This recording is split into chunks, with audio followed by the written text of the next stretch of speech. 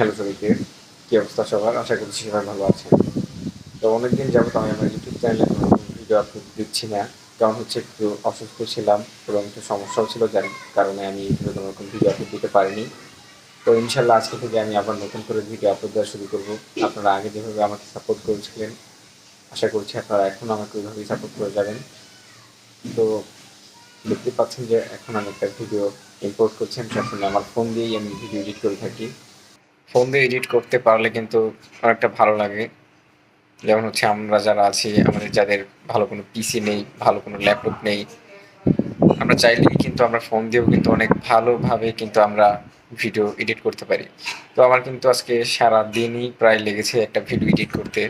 একটা video edit করাটা কিন্তু মানে অত কঠিন কিছু না, আবার অত সহজও কিছু না, তবে অনেকটা সময় দিতে হয়।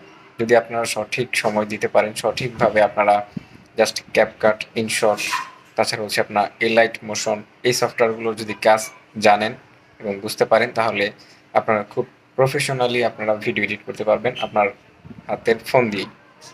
যারা ফোন দিয়ে এডিট করতে চান এবং যাদের কাছে ক্যাপকাট প্রো ভার্সনটা নেই, যাদের কাছে ইনশটের প্রো ভার্সনটা নেই, যাদের কাছে এলাইট মোশনের প্রো ভার্সনটা নেই, তারা আমাকে কমেন্টে লিখে দিবেন, তাহলে আমি তাদেরকে আমার টেলিগ্রাম চ্যানেলের লিঙ্কটা দিয়ে দিব। তারা আমার টেলিগ্রাম চ্যানেলে যোগ হয়ে এই সমস্ত CapCut pro, InShot pro, Alight Motion pro ভার্সনের যে সফটওয়্যারগুলো আছে, আমি তাদেরকে টেলিগ্রামের মাধ্যমে দিয়ে দিব।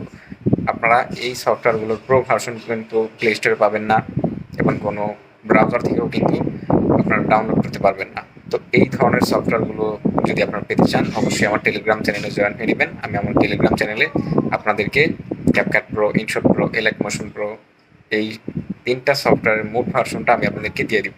তো ইনশাল্লাহ আজকে রাতে নতুন ভিডিও আপলোড দিব। সবাই আগের মতো আমাকে সাপোর্ট করে যাবেন এবং আমার জন্য দোয়া করবেন। সবাই ভালো থাকবেন, সুস্থ থাকবেন। আল্লাহ হাফেজ।